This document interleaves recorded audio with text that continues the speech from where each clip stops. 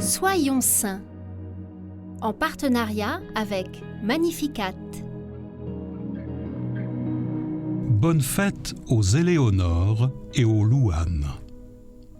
Sainte Dorothée de Montaut est née vers 1347 en Prusse.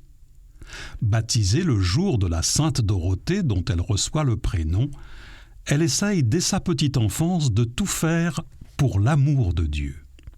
À 17 ans, ses parents la forcent à épouser Adalbert, un armurier nettement plus âgé qu'elle.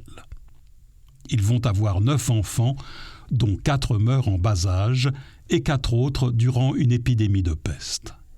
Seule survit Gertrude, qui devient bénédictine. Leur vie conjugale est longtemps un enfer, car Adalbert est un homme capricieux et violent. Victime de violences conjugales, Dorothée multiplie les prières et les mortifications. Finalement, la patience, la gentillesse et l'humilité de son épouse ont raison des emportements d'Adalbert, et le couple finit par vivre une vie très pieuse.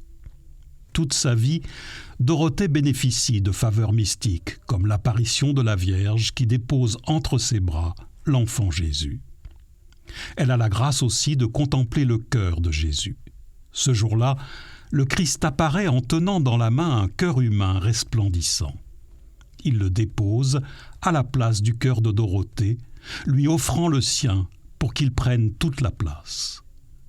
Dorothée vit ainsi concrètement ces paroles de saint Paul : « Ce n'est plus moi qui vis, mais le Christ qui vit en moi ».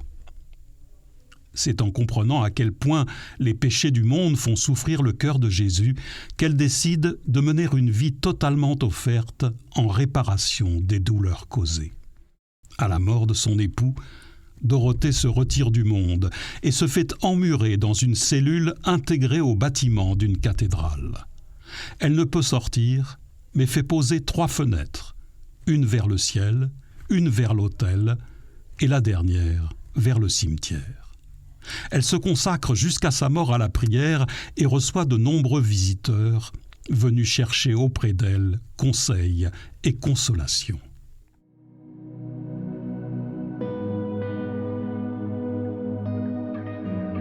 À la suite de la bienheureuse Dorothée, en ce mois consacré au cœur de Jésus, prenons le temps de contempler ce sacré cœur brûlant d'amour pour nous, qui souffre de n'être pas assez aimé.